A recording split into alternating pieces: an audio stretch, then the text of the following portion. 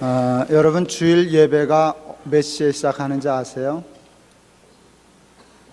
많은 분들은 3부 예배니까 12시 반이라고 생각하지만 예배는 그때 시작하는 게 아닙니다. 여러분이 주일날 잠자리에서 눈을 뜨면서 오늘 교회 가야지 생각할 때부터 예배입니다. 세수하는 것도 예배고요, 그때 식사하시는 것도 예배고요, 그리고 화장하고 옷 입고 넥타이 묶고 그게 예배입니다. 그리고 차 타고 또 버스를 타고 오고 하는 그 자체가 하나님이 벌써 받으시는 예배입니다. 하나님이 이렇게 보시지 않겠어요?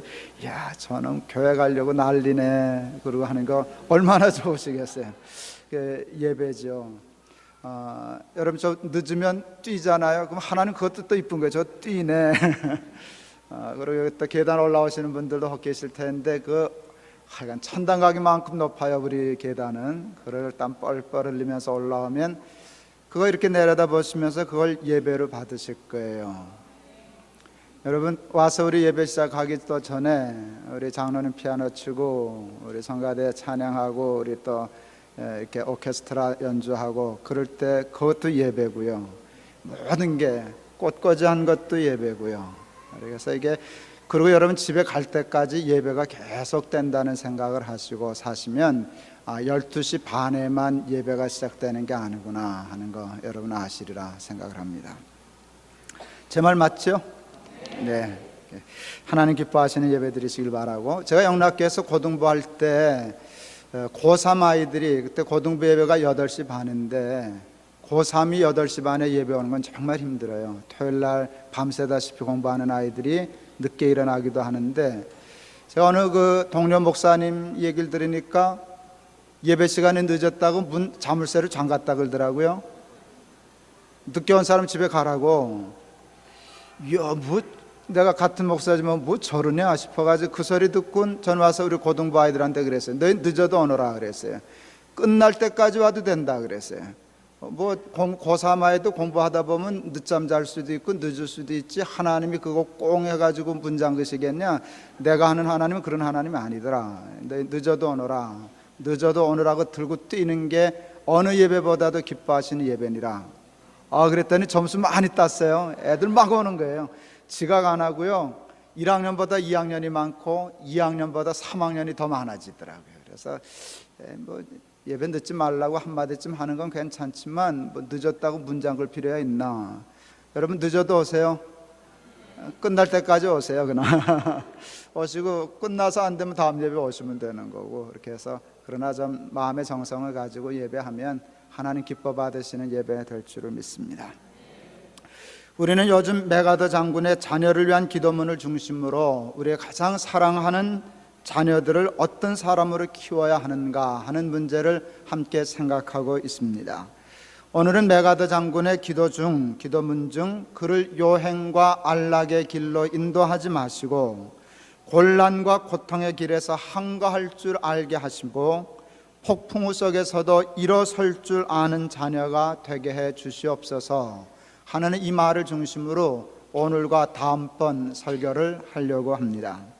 모든 메가더 장군의 기도문 부분이 다 마음에 들지만 개인적으로 제가 가장 마음에 들어하고 좋아하는 부분입니다.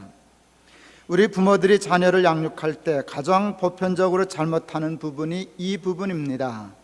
정말 자녀를 사랑한다면 힘들고 어려워도 자녀를 요행과 안락의 길로 인도해서는 안 되는데, 우리들은 자녀들이 안쓰러워서, 고생하고 힘든 게 안쓰러워서 무조건 편안하고 무조건 쉬운 길로만 인도하려고 하며 폭풍우 속에서도 일어설 줄 아는 자녀로 키워야 하는데, 우리는 자녀들을 온실 속에서 키우려고 하는 잘못을 늘 범하곤 합니다. 우리는 자식에 대한 지혜와 지식 없는 사랑 때문에, 그 사랑 때문에 오히려 자녀들을 잘못 기르는 경우가 많습니다. 조금씩 나이를 먹어가면서 예수 믿는 연륜이 조금 깊어가면서 이 죄로 말미암아 왜곡된 세상에서 하나님의 사람으로 반듯하게 승리하는 삶을 살기 위하여 꼭 필요한 하나가 무엇인가를 이해하게 되었습니다. 처음에는 성경이 복잡하더니 자꾸 보니까 정리가 돼요. 처음엔 예수 믿는 일이 잘 모르겠더니 그냥 교회만 다녔더니 그래도 죽자고 다니고 열심히 다니고 또 목사가 되어 설교도 하고 그러다 보니 예수 믿는 것이 한마디로 정리가 돼요. 여러분, 예수 믿는 건 이건 것 같아요. 이렇게 얘기하면 별 싱거운 사람 다 봤네, 그렇게 얘기하시겠지만 하나님과 하나님의 말씀에 순종하는 것, 그게 전부인 것 같아요. 뭐 복잡하고 철학적으로 어렵게 뭐 얘기해야 될 것 같았는데 한마디로 정의하니까 예수 믿는 건 그게 아니에요. 그냥 하나님의 말씀에 순종하는 것. 그러면 복받고 잘 산다. 하나님의 말씀에 순종하지 않고 제 고집대로 제 욕심대로 살면 죽고 망한다. 그것밖에 없지 싶어요. 하나님이 아담과 하와를 창조하시고 여러분, 아담과 하와에게 한 첫 말씀이 그것뿐이었어요. 아담과 하와가 보기에 가장 욕심내고 탐스러워할 만한 선악과 그거를 딱 정해놓고는 그거를 금하셨어요. 가장 욕심낼 만한 것을 금하셨어요. 너 이거 제일 탐내하고 욕심내는 건 알지만 이거 먹지 말아라. 너가 내 말에 순종하면 더 잘 살 것이고 내 말 어기고 내 고집대로 내 욕심대로 내 마음대로 살면 정령 죽으리라. 그렇게 말씀하셨습니다. 예수를 믿어가면서 점점 신앙과 삶의 문제가 결국은 이 선악과 문제이구나 하는 것을 느낍니다. 생명과 승리와 성공과 행복은 오직 하나님과 하나님의 말씀에 순종하며 사는 것뿐입니다. 우리는 그것을 믿음이라고 부릅니다. 오직 의인은 믿음으로 말미암아 살리라 할 때 믿음은 그것뿐입니다. 하나님의 말씀에 순종하여 사는 것, 그것이 믿음입니다. 그 외에는 믿음 아닙니다. 하나님과 하나님의 말씀에 순종하여 사는 것이 참 귀하고 중요한데 여러분, 하나님의 말씀에 순종하여 사는 믿음을 위하여 꼭 필요한 것이 또 하나 있습니다. 그것은 용기입니다. 하나님을 믿는 믿음을 위해서 우리에게 꼭 필요한 것은 용기입니다. 골리앗처럼 거대해 보이며 여리고 성처럼 난공불락으로 보이는 불의한 세상에 저항하고 항거할 줄 아는 용기입니다. 독일의 유명한 목회자여 신학자였던 본헤퍼는 복종과 저항이라는 책을 썼습니다. 우리나라에는 옥중서신이라는 두리뭉실한 제목으로 발표되었지만 그 옥중서신, 본회퍼의 옥중서신이라는 책의 원 제목은 복종과 저항입니다. 그 제목 속에 매우 중요한 메시지가 담겨 있습니다. 하나님께 복종하려고 하는 자는 세상에 저항해야 한다는 것입니다. 세상에 저항할 줄 모르는 자는 하나님께 순종할 수 없다 하는 것이 본회퍼의 신앙이고 그의 고백이었습니다. 세상에 저항할 줄 아는 용기 없이 절대로 하나님께 순종하는 삶을 살 수 없습니다. 세상의 식에 저항하고 하나님의 식에 순종하는 믿음에 대한 작은 간증을 드리고 싶습니다. 여러분, 거창한 용기는 거창하고 거대한 것이 아닙니다. 작은 일 속에도 용기가 있고 작은 일 속에도 믿음이 있습니다. 아주 작다 할 수 있는 작은 용기와 그로 말미암은 믿음의 간증을 여러분들에게 드리고 싶습니다. 지난주 우리 교회는 오랫동안 기도해 오던 교육관과 사무실을 위한 건물을 계약했습니다. 우리 교회가 이 자리에서 교회를 하려고 할 때 살 수 있는 가장 좋은 건물을 하나님은 정하여 우리에게 허락해 주셨습니다. 건물을 계약하기 위해서 그 건물주는 우리 한국예술대학이었습니다. 이사장도 만나고 다 해서 그러면 교회 다른 데 팔지 않고 꼭 교회 팔겠습니다 하는 약속을 받아냈습니다. 이제 계약을 하기 위해서는 계약금이 필요하고 자금 계획이 필요했는데 계약을 하기 위해서 무엇보다도 필요한 것은 은행 대출을 약속받고 승인받는 것이었습니다. 그런데 이 세상 물정을 잘 모르는 저는 그 은행 대출을 아주 대수롭지 않게 생각했어요. 저는 그냥 높은 뜻 순위교회가 주십시오 하면 예 하고 주는 줄 알았어요. 이렇게 말하니까 여러분 웃으시는데 저는 정말 그렇게 생각했어요. 그리고 그렇게 생각할 만한 이유가 있었어요. 그동안 목회하는 동안 늘 그랬거든요. 동안교회에서 교회를 건축할 때 예배당을 짓겠다고 모아놨던 돈은 다 없앴습니다. 돈 갖고 예배당 짓지 않았습니다. 있던 돈은 다 없애서 남주었습니다. 일산 동안교회 개척하는데 한 푼도 남김없이 다 주고 교회 재정을 제로로 만들었습니다. 그리고 이제 예배당 건축을 하려고 계약을 하려고 계약금부터 은행 대출을 받아서 동안교회도 시작했습니다. 은행에 돈 빌려달라니까 쉽게 빌려주더군요. 여러분, 계약서 쓰기 전에 돈부터 주더라고요. 그냥 계약하시죠 하고 돈부터 줬어요. 그래서 나중에 가서 제가 사인하고 서류하려고 그랬더니 그 은행 지점장이 100부장의 신앙을 가졌어요. 목사님 바쁘신데 오실 거 없습니다. 그러고서는 은행 차장과 과장 두 분을 제 사무실로 보내주셨어요. 너무 미안해서 내가 소파에 내려앉으려고 그랬어요. 그랬더니 이분들이 얼마나 훈련을 잘 받았는지 나를 책상 의자에서 꼼짝도 못하게 하고, 내 부하직원도 아닌데 여기 딱 허리 굽히고 여기다 이름 쓰십시오, 여기다 액수 쓰십시오, 여기다 서명하십시오. 그러고 사인을 받아갔어요. 그때 우리 동안교회 재정부의 집사님 한 분이 같이 참석하셨는데 그분이 그러셨어요. 와, 동안교회 당회장 끝내주네 그러셨어요. 목사님 그렇게 대출 받아 버릇하시면 우리 같은 사람이 이 대출 받으려고 은행 바닥 설설 기는 그것을 모르실 겁니다. 그래서 내가 웃으면서 농담했어요. 그러긴 누가 집사하래요? 목사하지? 그분은 연대 상대를 나오신 분이었어요. 연대 상대는 그때도 얼마나 어려웠겠어요. 저는 장로의 신학대학을 나온 사람인데 71년도 신학대학 갈 때 20명 뽑는데 12명이 지원했어요. 몇 대 1이래요? 제가 그 막강한 경쟁을 뚫고 학교를 가지 않았겠습니까? 세상에 미달되는 학교에 들어가서 목사 된 사람은 은행 지점장이 설설기고, 연대 상대 출신 그 어려운 대학 졸업하고 나온 사람은 자기가 은행에 가서 설설기고, 야, 하나님 참 공평하시다 그렇게 생각했어요. 그래서 누가 집사하래요? 목사하지. 그래서 웃었던 기억이 생생합니다. 제가 은행 지점장하고 이렇게 놀던 사람인데 제가 대출 받는 일이 문제가 되는 줄을 알았겠습니까? 그런데 이번은 달랐어요. 은행이 돈을 안 주는 거예요. 난 그래서 그 지점장이, 죄송합니다, 서교정에 이런 표현을 써서 돈 줄 알았어요.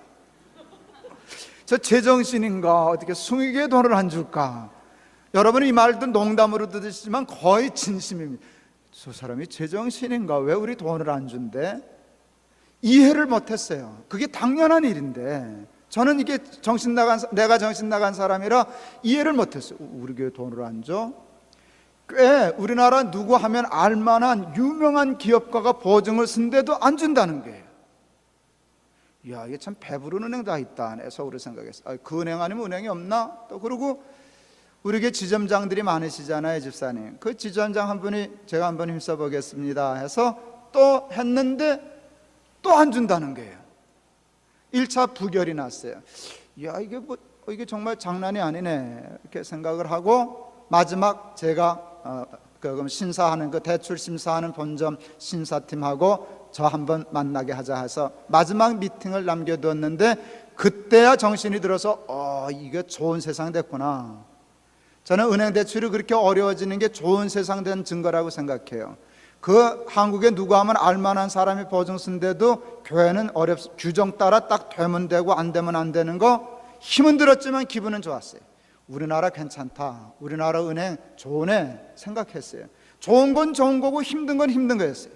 그러니까 하여간 좋아도 돈을 타야 되겠는데 그때는 이제 걱정이 많았습니다. 제가 정말 기도하고 내일 아침 만날 준비를 하면서 생각이 많았어요. 저는 한번 생각하면 깊이 생각하는데 그날 밤에 잠도 잠 설치면서 생각이 많았습니다. 그때 제가 생각은 안 했지만 이해할 수는 있었어요. 그래서 요즘은 아니겠지만 그 전에 사람들이 은행 대출을 받으려고 할 때 뭐 커미션을 몇 % 주느니 마느니 했던 이유가 이해는 가겠다. 이렇게 다급해지면 그렇게라도 할 마음이 생기지, 그게 그렇지 않겠나 하는, 제가 그랬다는 게 아니고 그게 이해가 가더라 그 말이에요. 또 말 바꿔 전하시면 안 돼요. 그러면서도 저 나름대로 무슨 일을 할 때마다 제가 하는 가장 중요한 일은 작은 일이든 큰 일이든 원칙을 정하는 일입니다. 원칙을 정해놓지 않으면 자꾸 편법을 쓰고 수를 부리기 때문에 이 일을 할 때 정해야 할 원칙이 뭔가 딱 정했습니다. 아무리 급해도 바늘 허리에는 안 묶고 쓴다. 적법한 절차를 통해 잘 설명하고 납득해서 저들이 정당한 절차를 주면 받지만 그렇지 않고 편법을 써서 대출받는 일은 절대로 하지 않겠다. 은행 대출 못 받아서 이 욕심나는 절호의 기회를 놓쳐서 이 건물이 다른 사람에게 넘어가는 한이 있어도 기도하고 하나님께 간구하고 하나님이 주시는 지혜로 설명해서 얻어내겠다. 그게 원칙이었습니다. 기도하면서 생각했어요. 시험 공부 준비하듯이 왜 은행이 우리 교회에 돈을 안 주려고 할까? 예상 문제를 냈어요. 그랬더니 답이 이것이에요. 또 듣기도 했어요.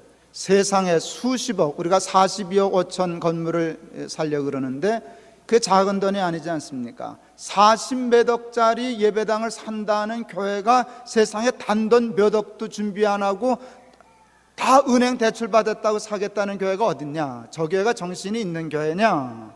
제대로 되먹은 교회냐? 저런 교회 돈 줬다가 받을 수 있겠냐? 그런 생각을 은행이 하고 있다는 걸 알게 되었어요. 입장을 바꿔놓고 보니까 그럴 법해요.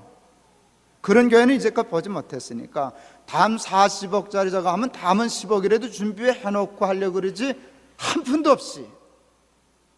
그러니까 우리 교회를 신뢰하겠어요? 그래서 그거를 예상 문제로 놓고 답을 쓰기 시작했어요. 기도하면서 저렇게 생각하는 사람에게 뭐라고 대답해야 됩니까? 하고 기도하고 설교 준비하듯이 A4 용지 2장에 글을 썼어요. 그 다음 날 아침에 저희 교회 사무실에서 그 심사팀 하는 분들과 만났습니다. 제가 그랬어요. 그 프린트한 걸 복사해서 드리면서 제가 이 말 저 말 중언부언 할까봐 그냥 썼습니다. 그리고 드리고서는 읽었어요.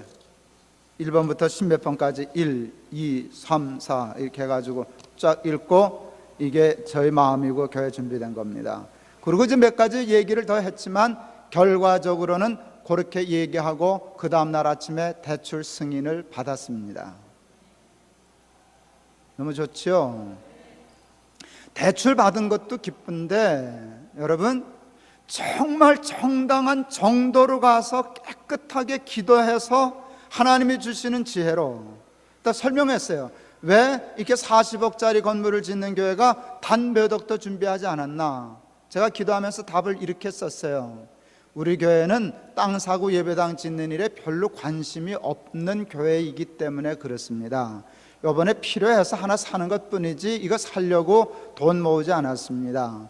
우리 교회가 개척해서 첫 번부터 한 일은 땅 사고 예배당 짓는 일이 아니라 더 기뻐하시는 하나님을 위해서 하는 일이었는데 제일 먼저 한 일은 추수감사헌금 해서 장학금 준 일이고 성탄헌금 나온 것으로는 지역에 구제헌금 한 것이고 그 이후로도 개척해서 초기에 쓸 돈이 많이 있지만 최소한 3분의 1 이상 구제와 선교로 밖에 쓰는 일을 먼저 하고 우리 쓸 건 나중 하자 하다 보니 돈이 한 푼도 없습니다.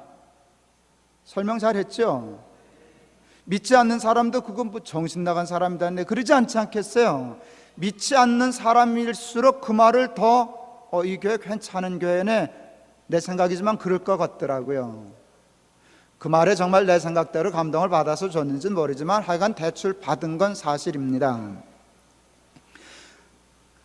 아주 평범한 작은 일이지만 이 작은 일 속에 여러분 용기가 있고 믿음이 있습니다. 아무리 급해도 대출 받지 못하면 이것을 놓치는 한이 있어도 세상식대로는 하지 않겠다라고 하는 건 용기입니다. 그리고 놓치는 한이 있어도 하나님의 식대로 기도해서 정식으로 문제를 풀겠다고 하는 게 믿음입니다.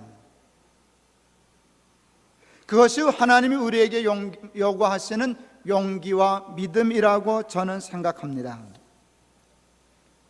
작년에 교인 한 가정이 천안에 있는 아주 좋은 땅 4,000평을 수료는 용지로 교회에 기증해 주셨습니다. 그 땅은 그 교인이 이번에 내놓으신 것이 아니라 사실은 한 5, 6년 전부터 얘기했던 것입니다. 97년도 제가 안식년 할 때 재밌네요. 제가 우리 교회가 받은 땅 그 자리에서 안식년을 했습니다. 거기가 과수원짜리인데 그때는 동안교회 다니셔서 그 집에서 제가 빌려서 6개월 안식년을 했습니다. 안식년을 거기서 쉬고 있는데 별장 같은 방이 하나 있어서 그때 그 권사님 오셔가지고 거기가 만 몇천 평인가 2만 몇천 평가 땅이 있는데 그 중에 4천 평을 하나님께 드리고 싶다고 목사님이 그날 이렇게 땅을 보시고 정하시면 그 땅을 떼고 구역 정리해서 내놓겠습니다. 그때 참 부담스럽더라고요. 성경 앞만 봐도 땅 어디 고르라는 게 없어가지고 이야 이건 내가 전문가가 아닌데 그래도 뭐 그렇게 요구하시니까 휘 돌아보고 요 땅이 좋겠네요. 그랬더니 그대로 그분이 그걸 딱 4,000평 측량해가지고 토지 정리해서 이렇게 딱 해서 준비하고 있었어요. 그래도 받지를 못했어요. 쓸 데가 생각이 안 나는데 그거 사서 팔아먹을 것도 아니고 토지 투기할 것도 아니고 어디 쓸 데가 생각나고 쓸 수 있어야 달라겠는데 글쎄 동학교에 있는 동안에는 그게 생각이 안 나서 받지를 못했어요. 여러분 뭐 내가 달라고 쫓아다닌 게 아니고 주겠다고 정말 몇 년을 쫓아다니셨어요. 근데 이제 숭일교회를 왔어요. 그분도 숭일교회 오셨어요. 또 얘기하시는데 그때는 우리 숭일교회에서는 받을 수 있겠구나. 그러니까 그 땅이 숭일교회가 임자였어요. 그러니까 마음이 그렇게 돼서 거기다가 이제 우리 교회 힘이면 뭐 그렇게 큰 돈 안 들여도 해서 청소년들, 아이들, 청년들, 우리 교인들 가정사역 또 제가 하고 싶어하는 바른교회 아카데미 목사님 장로들 모셔놓고 하는 뭐 그거 예쁘게 잔뜩 깔고 꽃나무 심고 교인들도 와서 좀 쉴 수 있고 거기 연못도 있으니까 그리고 와서 금요일인 토요일들 아이들 데리고 와서 거기서 수련회도 하고 교육 프로그램도 가지고 주일날 거기서 예배도 드리고 예배당도 하나 세우고 뭐 생각이야 못하겠어요. 생각 얼마나 잘하겠어요. 거기 주택가가 들어서면 유치원도 세우고 예배당도 세우고 은퇴할 쯤에 글로 가서 목사하다 갈까 뭐 이제 그런 생각하기 시작하니까 그래서 받았어요. 4,000평이 작은 땅이 아닙니다. 이제 우리 교회 큰 조경회사 하는 장로님이 계셔서 여의도에도 그 조경 그 공원 만들고 저기 상암동에 하늘공원도 한 분이 우리 교인 장로님이세요. 그 장로님이 그 전문가니까 우리 땅 이게 어떻게 할 건지 장로님 좀 계획하라장 가자고 천안 갔더니 그 전문가는 전문가예요. 저는 보지도 못한 걸 보고 얘기를 해주셨어요. 차도로 길 가는 길가에서 우리 땅은 2,000평 양계장을 지나야 땅이 있었어요. 저는 땅을 볼 줄 모르니까 그 있으면 있고 말면 말고 아무 생각이 없었는데 그 장로님은 이게 나중에 꼭 문제가 됩니다. 여기다 뭘 하려면 우선 사놓고 일을 해야 됩니다. 들어보니까 그럴듯해요. 근데 그때 그 땅 사기가 참 어려웠을 때예요. 그래도 말이나 해보자 하고 말을 넣었더니 하나님의 도움으로 팔겠다 그래요.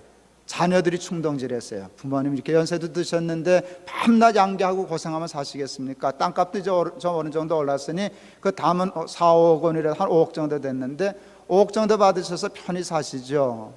그 참 효자 자식 두셨어요. 우리 그 자녀 덕분에 계약을 했어요. 어쨌든 그래서 후이 값을 쳐서 계약을 했습니다. 작년 연말까지 잔금치를 준비했는데 그분이 부탁해요. 이게 하루아침에 정리가 어려우니 양계하던 게 이게 그래도 꽤 큰 규모니까 2,000평 정도 하던 거니까 6월까지 말미를 달라고. 내년 6월 그러니까 올 6월입니다. 작년에 우리도 뭐 갑자기 돈 한꺼번에 하는 것보다 좋아서 그렇게 하시죠 하고 올 6월 말에 잔금을 치르기로 하고 작년에 계약금 치르고 중도금을 치렀습니다.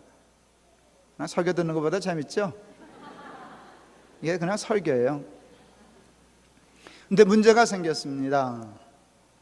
이게 중도금하고 잔금 치르는 기간이 긴 동안에 땅값이 오르는 거예요. 그러면 이제 무슨 얘기인지 아시겠죠? 잔금 아직 안 받았는데 땅 팔았는데 땅값 오르면 기분 좋을 사람이 어디 있어요? 잔금 다 받았으면 할 수 없지만 아직 잔금 안 받았는데 마음이 주인이 심란한 것이에요. 나는 그게 조금 더 사람이라면 누구나 그렇지 김동호 마음이라면 태평하겠냐? 심란하지.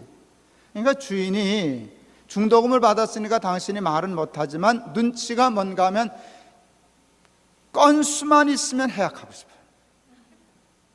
건수만 있으면 우리 땅 그런 다음에 뭐 수도를 옮기느니 마느니 천하니 유력하니 어쩌니 말만 해도 하여간 땅값이 오르고 그러니까 이제 그런 상황이 됐어요. 그런데 정말 여러분, 그분이 해약할 만한 충분한 건수가 드디어 생겼어요.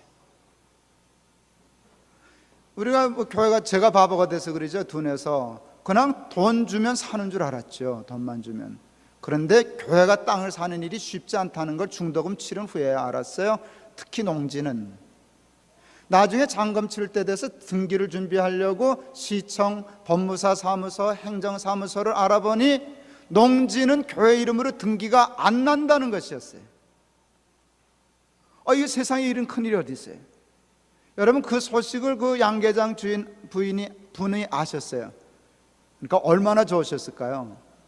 드디어 합법적으로 해약할 길이 생겼으니까. 그때도 제가 이 문제를 어떻게 해결해야 되나 할 때 제가 생각했어요. 뭐든지 일을 하려고 할 때 원칙을 정하고 하는 일이 참 중요해요. 그 천안 땅 문제를 조금 실경이 할 때, 신경을 쓰게 됐을 때 먼저 신경부터 쓰지 않고 하나님 앞에 기도하면서 원칙을 세웠어요. 원칙은 크게 두 가지였어요. 첫째, 아무리 그 땅이 욕심나고 해도 편법을 써서는 등기 안 한다.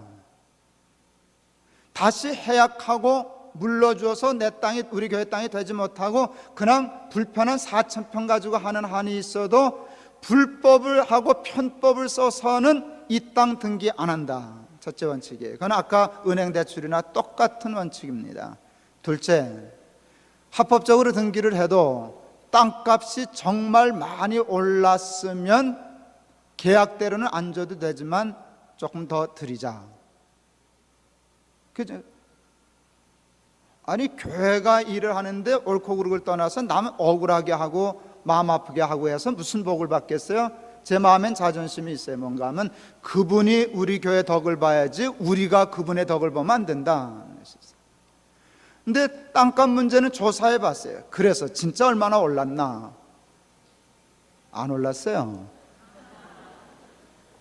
조사해 보니까 안 오른 게 아닌데 올랐는데 안 올랐어요. 이것도 뭔 소린가? 우리가 인심이 좋고 예언하는 등이 있어서 미리 오른 값을 그때 줬더라고요. 그러니까 그때 작년에 계약했던 돈은 작년 시세가 아니고 올 현 시세더라고요. 그러니까 제가 계약 잘못했죠. 그때 싸게 살 수 있었는데, 그래도 교인 돈이니까 내 돈 아니까 그렇게 생각하지 않아요. 정당한 가격으로 억울하게 하지 않고, 그분도 나중에 이걸 이해하니까 말씀을 안 하시기 시작했어요. 근데 이제 문제는 또 하나 남았어요. 뭐예요? 등기하는 일이에요. 천안시청도 안 됩니다. 법무사도 안 됩니다. 행정사무소도 안 됩니다. 그러면 편법을 쓰지 않으면 절대로 등기할 수 없는 상황이었어요. 그때 제가 세운 원칙은 편법으로는 안 한다 그랬어요. 그런데도 기도했어요. 하나님, 그래도 저 땅은 필요한데 도와주십시오. 그럼 하나님 그러실 수 있었을 거예요. 그럼 나보러 어쩌란 말이냐? 그러실 터인데 거기서 길이 났어요. 결론을 얘기하면 그 땅 잔금 치르고 지금 법무사 사무소에서 등기 수속 중입니다. 그럼 어떻게 길을 찾았을까요? 저희 교회에 변호사들이 여러 분 계셔요. 우리 장로님이, 남장로님이 이게 어려워지니까 그래도 변호사들이 그 전문가니까 좀 부탁을 했어요. 그 어느 집사님에게 우리 교회 땅이 지금 이런 상황인데 이거 어떻게 할 수 있는지 좀 알아봐 달라고. 변호사도 전공이 다 다르기 때문에 잘 모르는데 그걸 그 우리 집사님이 들고 변호사 자기 사무실에 가가지고, 변호사들이 많으니까 거기에 그 전문 변호사들을 청해가지고 스터디를 했어요. 근데 매우 중요한 걸 발견했어요. 우리 땅이 농지가 아니고 목장지라는 것을 알았어요. 근데 그거는 그분이 발견한 게 아니라 우리도 알았어요. 그런데 우리의 문제는 뭔가 하면 우리도 그렇고 양계장 주인도 그렇고 천안시도 그렇고 법무사 사무소도 그렇고 행정사무소도 그렇고 다 목장지나 농지나 그게 그건 줄 알았어요. 거기에 미스가 있었어요. 근데 법으로 보니까 목장지는 목장지고 농지는 농지예요. 적용하는 법이 다르대요. 근데 가장 중요한 차이가 뭔가, 농지는 교회가 등기를 못하고 목장지는 할 수 있다는 거예요. 그게 법이에요. 괜히 모르고 쏘가가지고 어렵다, 안 된다, 절망하고 있었는데 괜히 쓸데없이 편법 슬법했죠. 제대로 법이 있는 걸, 그걸 시청 직원도 몰랐어요. 그게 같은 줄 알았어요. 그게 요번에 우리 높은 뜻 숭의교회 때문에 그게 다르다는 게 이제 돼서 다른 사람들도 덕보게 생겼어요. 만일 그렇다면. 근데 여러분, 그 땅이 목장지일 게 뭡니까? 농지가 아니고. 그래서 아무 소리 안 하고 잘 해결했습니다. 너무 신나 죽겠어요.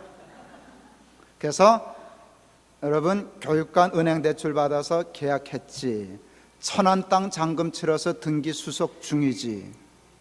재밌어요.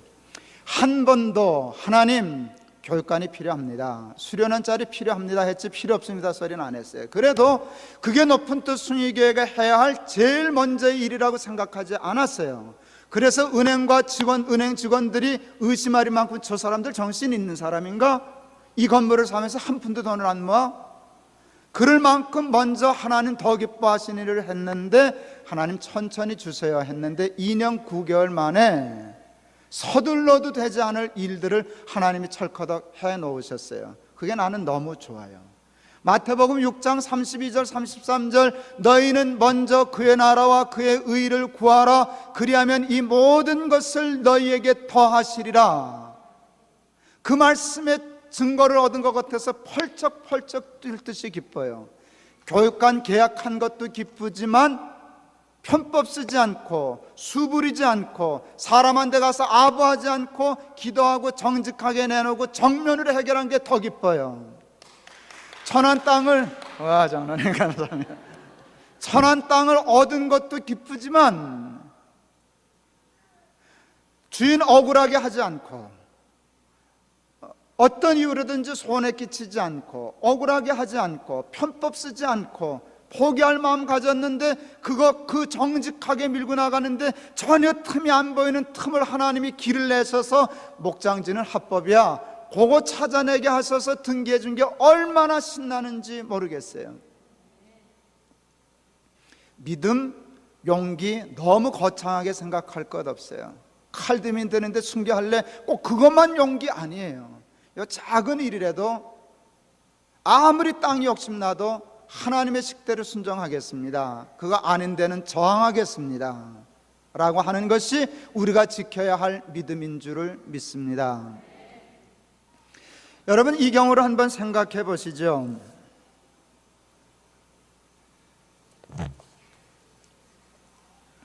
여러분, 그 고집 부리다가 대출 못 받았을 수도 있어요. 얼마든지 그럴 수 있어요. 하나님도 그렇게 하실 수 있어요. 너 정말 이래도 나만 믿을래? 하고 한 번 더 시험하실 수 있었어요. 그러니까 여러분, 편법 안 쓰고 고집 부리면 언제나 대출 받는 게 아니에요. 못 받을 수도 있었어요. 그러면 가정하고 대답해 보세요. 그렇게 하나님 뜻대로 살겠다고 고집 부리다가 대출 못 받았다면 실패인가요? 그게 실패입니까? 성공입니까? 좋은 말로 할 때 대답해요. 성공입니다. 여러분, 하나님의 식대로 해서 대출 못 받은 것도 성공입니다. 생각해 보세요. 그렇게 하면 교육관은 날아갔을런지 모르지만 얼마나 자랑스러운 일이에요. 우리에게 필요하고 욕심나는 것이지만 선악과 같아서 그것 따겠다고 하나님의 법을 어기지는 않겠습니다. 여러분, 그건 큰 성공입니다. 여러분, 천안 땅 편법 안 쓰고 고집 부리다가 결국 등기 못했습니다. 성공입니까? 실패입니까? 대답해줘요. 성공입니다. 여러분, 그게 믿음입니다. 우리는 등기가 되고 계약이 되면 성공이라고 하는 생각을 가지고 있는데 아닙니다. 성공은 하나뿐입니다. 그게 등기가 되든 대출이 되든 말고 하나님의 뜻대로 순종한 그 자체가 성공입니다. 하나님의 뜻에 순종하면 등기 못해도 성공이고 대출 못 받아도 성공입니다. 하나님이 반드시 다른 길로 갚아주실 줄을 저는 믿습니다. 그것만 해도 성공인데 그 성공 위에 약속하신 대로 세상적인 성공을 더하여 주셔서 더 기쁩니다. 솔직히 저는 아이들에게 이거 가르치고 싶습니다. 뭐 어려운 철학 얘기하고 싶고 뭐 논리 얘기하고 싶지 않습니다. 이런 일을 당할 때 이게 하나님의 식이 돼서 아버지 겁났지만 그냥 정면으로 승부했어. 대출 못 받아도 하나님의 식대로 살려고 했는데 하나님이 대출해 주시더라. 전 할렐루야 소리 잘 못하지만 그때쯤 할렐루야 한번 싹 쓰고, 천안 땅 등기, 그 땅 막히면 정말 면상이 막히는 일이고 많은데, 그래도 편법은 쓰지 않으려고 절망 길이 없는 상황 속에서도 하나님께 매달렸는데 세상의 목장지하고 농지가 다르더라. 이게 침튀겨 가면서 얘기하면서 이게 믿음이야. 이게 근사한 거 아니냐 그 말이죠. 그게 용기요 믿음 아니냐 그 말이죠. 용기가 딴 거냐, 믿음이 딴 거냐 그 말이죠. 억만금이 생겨도 하나님의 시간이면 아니야. 쪽박을 차는 한이 있어도 하나님의 뜻대로 살 거야. 그 용기 가지고 있다가 하나님이 더하여 주시는 축복을 받으면 그때 정말 그때 나오는 게 할렐루야가 아니겠냐. 저는 제 아이들과 우리 교회에서 자라나는 아이들, 청소년 그리고 청년들에게 이와 같은 삶의 방식을 가르쳐 주고 싶습니다. 뭐로 가도 서울만 가면 된다는 세상 속에서 서울을 못 가는 한이 있어도 똑바로 가라. 서울을 못 가는 한이 있어도 뭐로는 가지 않겠다라고 하는 용기, 뭐로 가는 것에 대하여 저항할 수 있는 용기를 내 자식에게 가르쳐 주고 싶습니다. 메가더 장군이 사랑하는 자녀를 위한 기도한 기도가 바로 그것입니다. 용기를 주십시오. 서울을 가기 위하여 모든 뭐로 가는 세상을 거슬려 그와 같은 삶의 방식에 저항하고 똑바로 가는 하나님의 말씀과 식에 순종하는 것을 가르쳐 주고 싶습니다. 뭐로 가도 서울만 가면 된다. 아니, 서울 못 가도 좋으니 똑바로 가라. 너 그리고 뭐로 가서 가는 서울은 가짜다. 그거 썩는 것이다. 똑바로 가야 서울 갈 수 있다. 이거 가르칠 수 있는 저와 여러분, 또 우리 높은 뜻 숭의교회가 될 수 있기를 바랍니다. 오늘 설교는 여기서 마치고 다음 주일에 다음번 설교할 때 한 번 더 해야 됩니다. 우리의 모든 삶을 하나님께 맡기는 것이 믿음입니다. 그런데 그 믿음에는 무엇보다도 용기가 필요합니다. 세상에 저항할 용기가 없이는 하나님께 순종할 수 없기 때문입니다. 그 용기 있는 삶을 위하여 하나님은 우리를 나약하게 키우지 않으십니다. 강한 사람으로 키우시기 위하여 폭풍우 속에도 집어넣으시고 말과도 경주시키십니다. 그에 대한 말씀은 다음번 설교에서 집중적으로 한 번 더 다루려고 합니다. 사랑하는 자녀를 용기 있는 믿음의 자녀로 키우실 수 있기를 바랍니다. 용기란 죄로 말미암아 왜곡된 세상에서 세상과 타협하지 않고 불의와 편법과 타협하지 않고 하나님과 하나님의 말씀을 전폭적으로 신뢰하고 의지하고 그 말씀에 자기의 삶을 맡기는 것입니다. 믿음은 순종입니다. 하나님께 순종하려고 하는 자는 하나님과 반대되는 세상과 자신에 대하여 저항해야만 합니다. 그와 같은 것들에게 저항할 줄 모르는 사람은 절대로 하나님께 순종하는 믿음의 삶을 살 수 없습니다. 하나님께 순종하며 사는 길이 비록 좁고 험하여 죄된 우리의 눈에는 잘 보이지 않아도 믿음으로 죽으면 죽으리라. 등기 못하면 관두지, 대출 못 받으면 포기할 거야 라고 하는 용기를 가지고 하나님께 순종하는 삶을 살아 하나님이 그것뿐만 아니라 믿음 위에 이 모든 것까지 더하시는 축복의 증인이 되는 삶을 사는 저와 여러분들이 다 되실 수 있기를 바랍니다. 기도하시겠습니다. 하나님, 사랑하는 우리 높은 뜻 숭이 교인들에게 믿음을 주시옵소서. 하나님과 하나님의 말씀에 순종하는 삶을 살게 하시고 하나님께 순종하기 위하여 골리앗 같은 세상, 여리고성과 같은 세상을 저항할 줄 아는 용기 있는 자들이 되게 하여 주옵소서. 예수 그리스도의 이름을 받들어 기도하옵나이다. 아멘.